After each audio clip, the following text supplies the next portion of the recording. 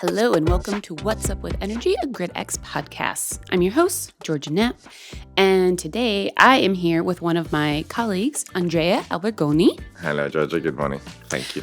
And today we're going to be talking about how utility companies can stay competitive in such a fast-changing energy market, correct? Correct. Yeah, thank you. Great. Then let's just dive right in. Can you actually first start by introducing yourself and what your role is here at GridX? Sure. Yeah, I've been at GridX almost for 3 years now as a senior account executive. I'm specifically focusing on the expansion of our HEMS solutions across European markets, specifically the non-DACH speaking region, as I don't speak German myself. And I guess just to dive right in, so in your opinion, what role do home energy management systems, HEMS as we call them, play in helping utilities stay competitive in such an increasingly decentralized energy market? Yeah, first of all, let's take a look at the energy sector and the energy market.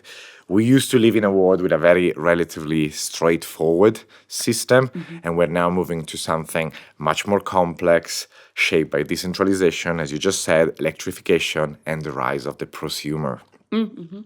At the same time, utilities are really facing unprecedented competition, not just from the peers that they always had, so the other utilities, but new entrants, names like Tiber, Octopus, or Ankama 5 here in Germany, which are really reshaping this energy sector. I think it would be helpful if you said what you mean when you're saying utility company. Oh, yeah, sorry. By utility company, I mean energy retailers that we often have seen as the providers of electricity, gas, commodity services. Like in Germany, E.ON? E.ON will be a perfect example of Portugal, EDP? EDP Okay. in Portugal, Enel in Italy, Okay. Scottish Power in the UK, Iberdrola in Spain. Okay. So, with the addition of all these decentralized energy points, energy resources, the supply is no longer so easily dispatchable, and flexibility must come from the demand side, when we were used to have flexibility coming from the supply side. These technologies, as we just mentioned, batteries, electric vehicles, heat pumps, enable the household to really shift their consumption in response to the fluctuation of the renewable energy generations. But these can only happen if they are coordinated in an intelligent way. And that's exactly where a home energy management system can really play a big role. So exactly in this context, the home energy management system is not simply wishful thing to have on a smart tool, but it really is a leverage for this energy transition.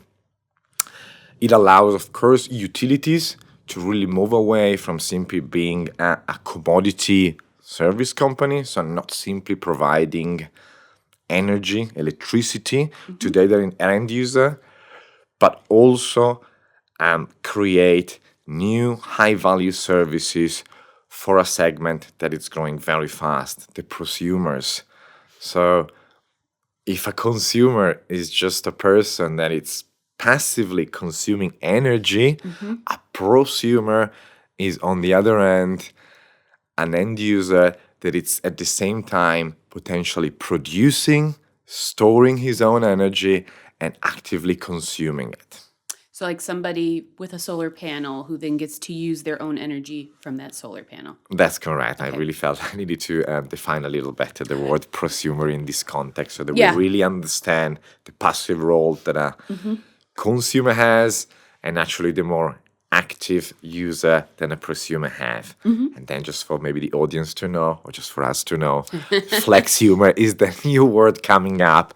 So really end user that are contributing to the flexibility on the demand side. And then, so then these prosumers are using a lot of the distributed energy resources. I don't think you said that term yet, which we call DERs. Honestly, I wish we called them DERs sometimes instead of saying DER, but like how we do HEMS, but not HEMS. But so then as as more of these DERs enter the grid, what do you see the biggest challenges that utilities are facing? And then how can HEMS unlock this value stacking opportunity? So, as mentioned before, it's really important that these DRs are intelligently coordinated. So, I will say that one of the main challenges for utilities is indeed coordination. Most of them, most of the DR, most of these devices were developed, built, and designed to somehow operate isolated from the others. And the lack of interoperability between these devices really reduces the collective value that they can bring to the end user, resulting in potential missing opportunities for both customers, utilities, but also the grid. And we'll get into that in a second. So, as said, without an intelligent energy management system such as HEMS, it's really hard to turn distributed resources into steerable, aggregated resources that can, for example, support grid stability. What we saw, for example, about 10 days ago in Spain with the blackout, for which we don't have yet a defined cause by the TSO, we can, however, see how important congestion and system stability is becoming in this transition from an old to the new energy world. So I was in the US when the Spain-Portugal blackout happened.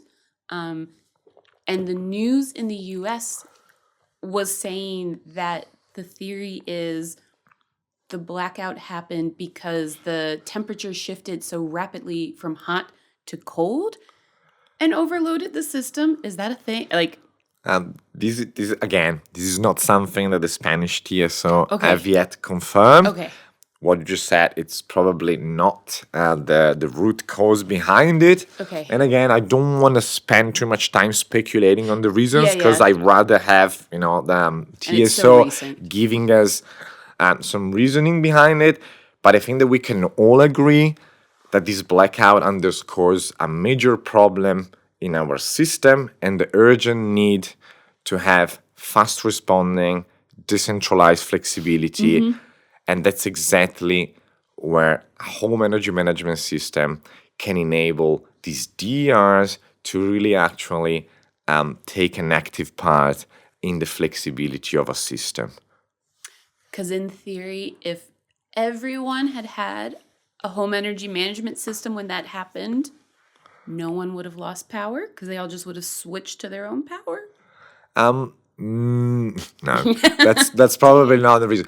What I wanted to convey as a message is that all these small devices, if they were aggregated together, they could be used, for example, to be discharged or charged all at once to allow, for example, to reestablish a change in frequency, which is definitely something that has occurred the past week. So just imagine tens of thousands, hundreds of thousands, and very soon millions of devices that can be aggregated intelligently from a home energy management system and respond to potential needs of the grid and help reestablishing potentially a change in this frequency thanks to a very fast charging or discharging signal.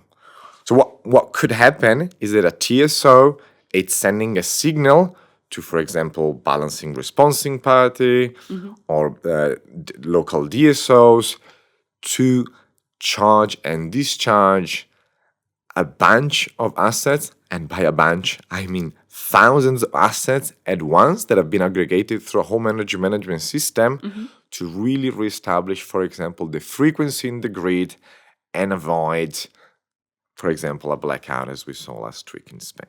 Okay. You and I both know that many utilities still rely on legacy systems. How do you think integrating a modular HEMS, kind of like GridX's Xenon, can help them transition toward digital, flexible energy management without disrupting the existing infrastructure? And by legacy system, we mean these older IT infrastructure that was built to offer services to this very monodirectional old school model, often very rigid and very centralized.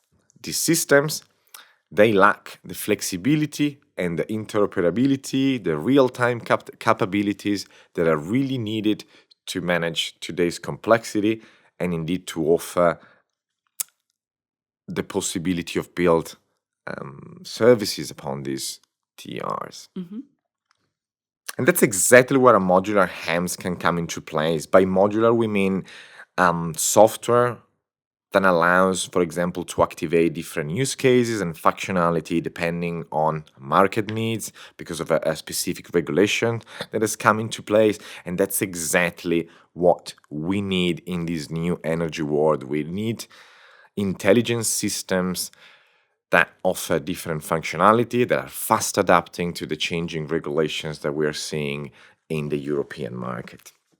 Which is easier with a HEMS with different modules available rather than one that's static, like that has no one module, period. Exactly. That way, utilities can really adapt to the fast changing regulations and also to the fact that they often operate in different countries. If you look at the most important or big utilities in Europe, they probably operate in multiple markets. And even within a single market, you might have regulations and differences and upcoming regulations that continuously need to have a system that adapts to those. For example, in Germany, and I know you have touched upon some of these topics with our colleagues, you have the 14A, the 9EG. In 1 year, just in Germany, there has been multiple different regulations coming up. And it's so important that home energy management system, or energy management system in general, are able to adapt to these to make sure the utilities can continuously offer services that are compliant to the existing upcoming regulations.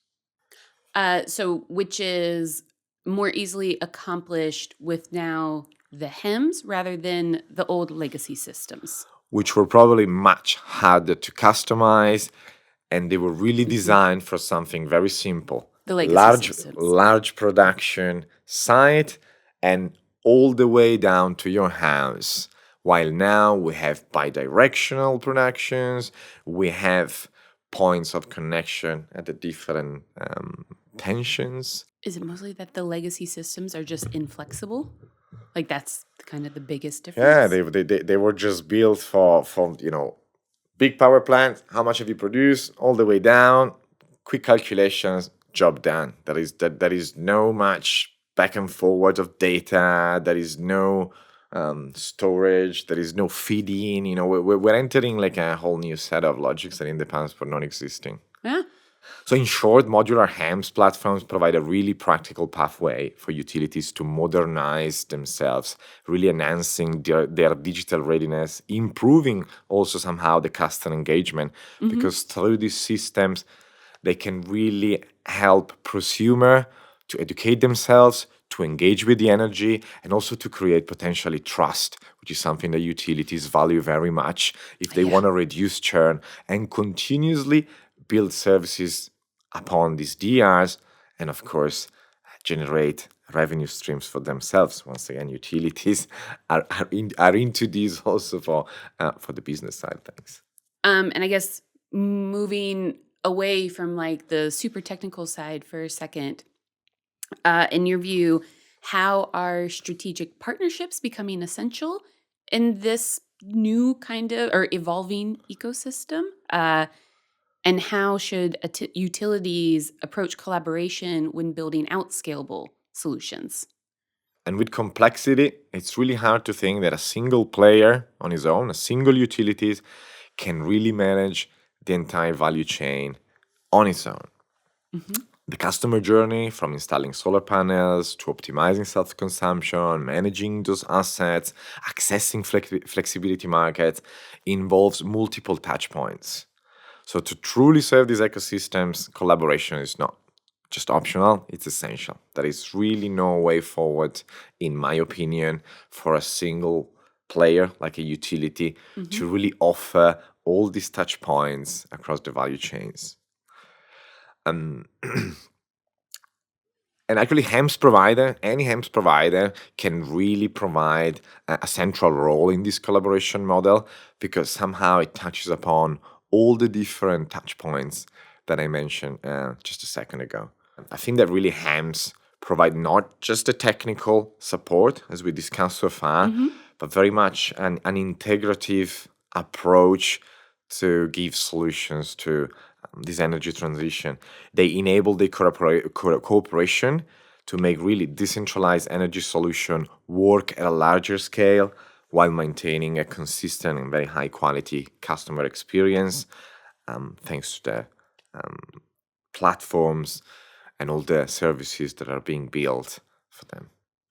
And then as regulations and market conditions change very quickly and they change from country to country, how can utilities stay agile and compliant? So yeah, as said, one of the biggest challenges is not simply technical, but it's also regulatory. So utilities need to be very agile in terms of responding to these fast changing regulations across Europe. So once again, as we mentioned earlier, in Germany over the past year, we saw different new regulations such as Section 14A, 9EG, to really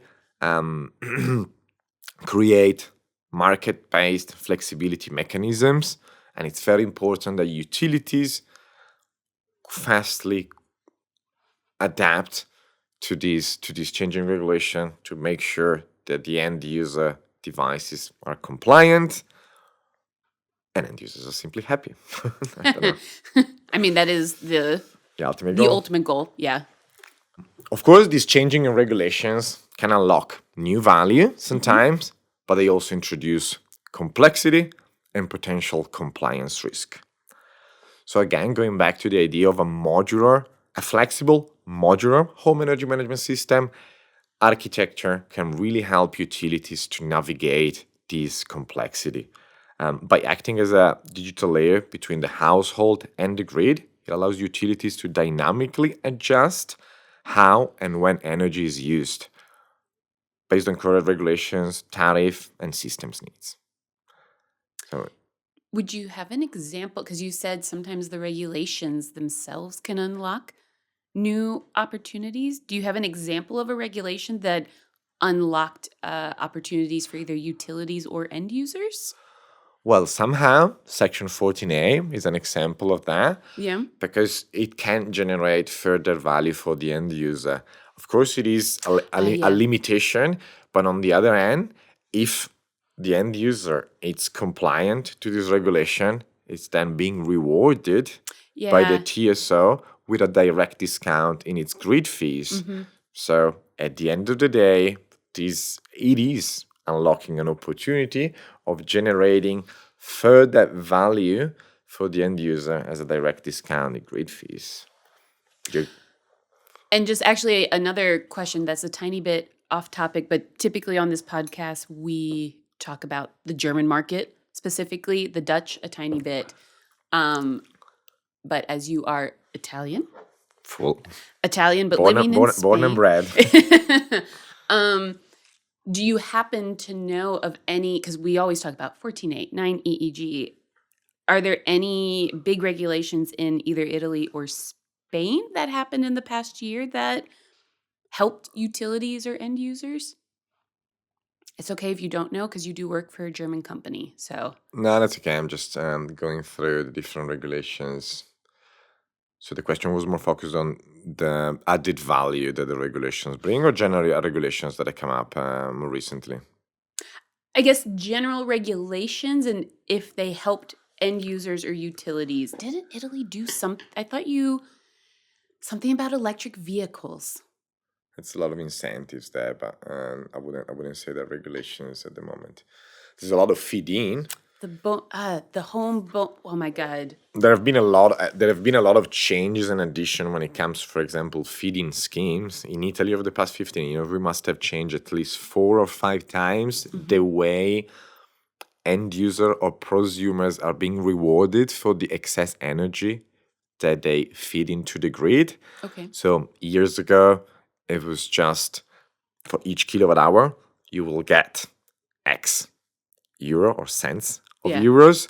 Now it is a bit more modular. So depending on the zone where you are, the time of the day, Okay. you're rewarded in a different way. In Spain, on the other hand, we have something called like a virtual battery. So utilities, and actually that's a good example that I could give you. So in Spain, utilities offer to end user the possibility of being rewarded for the energy that they feed into the grid with a direct discount in the energy component of their electricity bill in the following months. So basically, the utilities are somehow purchasing the excess energy that you're entering into the grid Yeah. and then discounting the exact amount in kilowatt hours in the following months. So Nice. we are seeing a lot of these regulations, but probably technologies we have not used yet, at least in Italy and Spain, HEMS technologies to maximize, for example, the value of the energy that is being fed into the grid.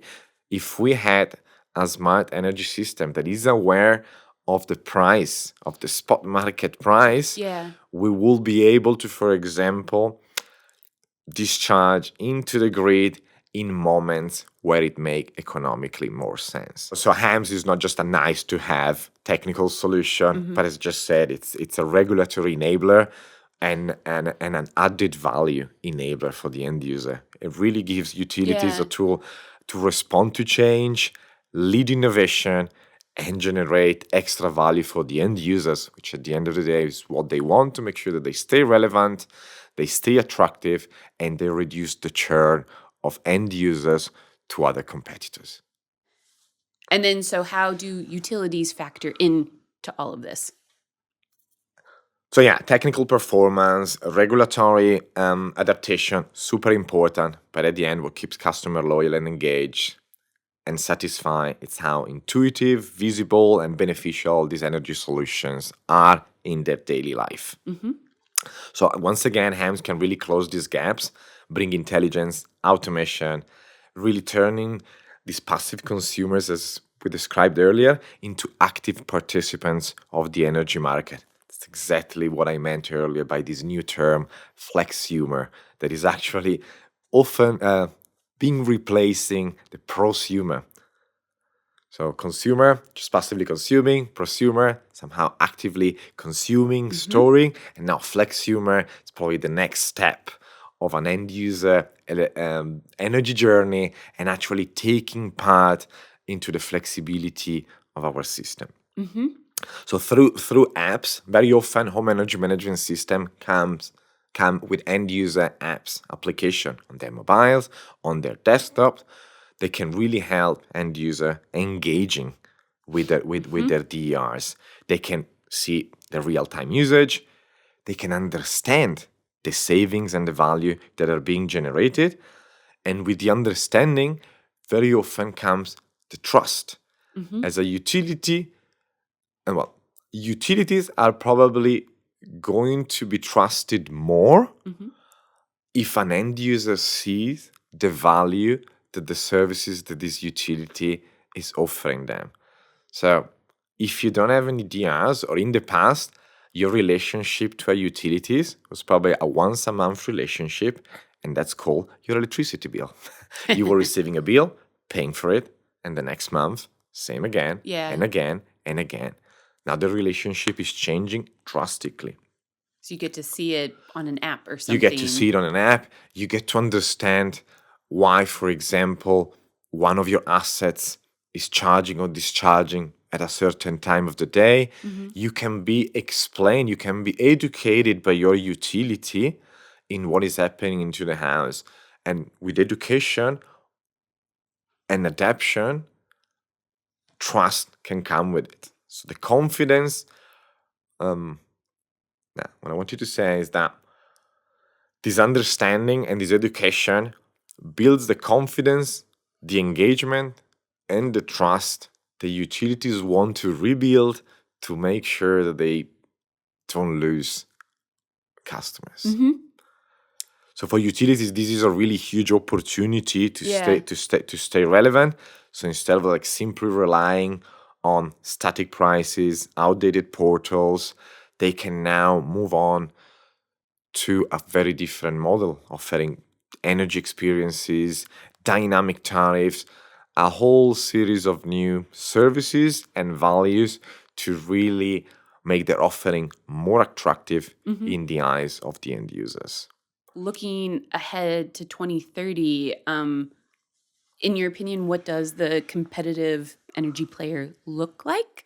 And how central is a strong HEMS strategy to that?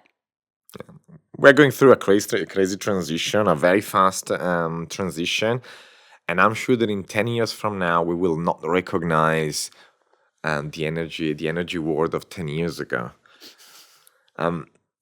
What I can see, what I can definitely foresee, it's how the most competitive players won't be just the one offering the cheapest kilowatt hour or the cheapest devices, but will be the one offering the best customer experience, the most flexible services, and the smartest digital infrastructure. Yeah. That's who I see will stay relevant and will lead the energy market in the years to come. And you and I have both been very busy with the Smarter E this week. So I forgot to warn you about the rapid fire questions at the end of each podcast. I also did not prepare any. So this is going to be a true rapid fire. I'm just going to ask you questions off the top of my head. Okay, go. um, if you could be any energy asset, which would you be and why? Oh,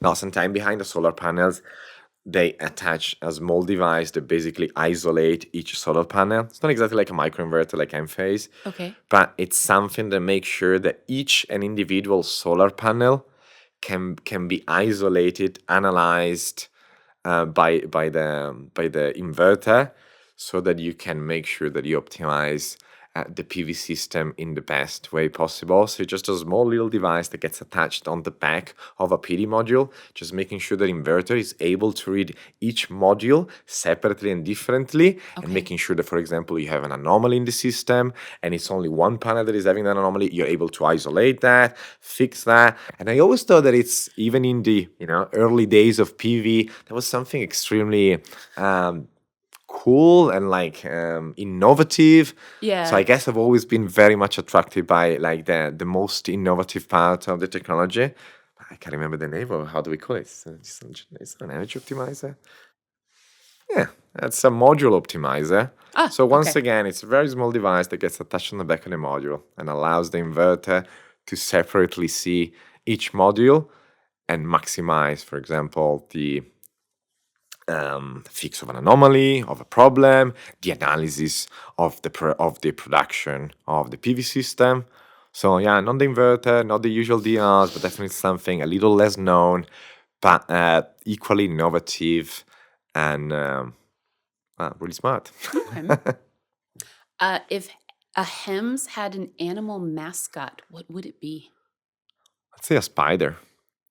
Spiders Okay. got 8 legs, so many Yeah. legs interconnecting all devices. If you have ever looked at a picture as a sketch of a home energy management system, Yeah. you will always see something very central, could be the body of the spider, and then some lines connecting the other devices. And I could see like the legs of the spider being these arms going and connect the different DRs.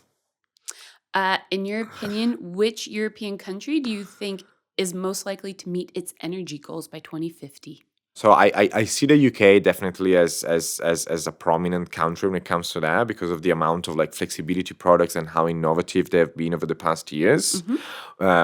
Beside the huge incentives that the government are putting into place. So definitely UK will be up there. Very likely Maybe Spain, of course. I live in Spain, so Mhm. I'm pretty optimistic. Despite the blackout of last week, I'm pretty optimistic that, of course, the huge utility scale um, systems that are being installed, the fast growth of DRs could also put Spain over the coming years in a leading position, but that's also to be seen. Germany and the Netherlands will probably are the two countries that I see in this top list. And then what is the most energy efficient thing people can do in summer? Yeah, don't go crazy with the air condition, please. That will be a very first one and easy to act upon. Being 18 degrees in the middle of summer in your house, just simply wrong. I mean, if we want to connect your question also to the home energy management system, make sure that you really connect your devices with a home energy management system to maximize your self consumption and let those smart devices help you in reducing your bills, but also maximizing the comfort in your house. I think that's actually a great place to end this episode. So thanks so much for joining me today. Thank you so much for inviting me. Thank you for all the listeners. And yeah, have a nice trip back to Spain. Thank you. If you'd like to learn more about the world of renewable energy or energy management systems, be sure to check out our website, gridx.ai, where we produce regular blogs and glossaries about the subject. You can also follow us on LinkedIn or on Twitter and Instagram at GetGridX.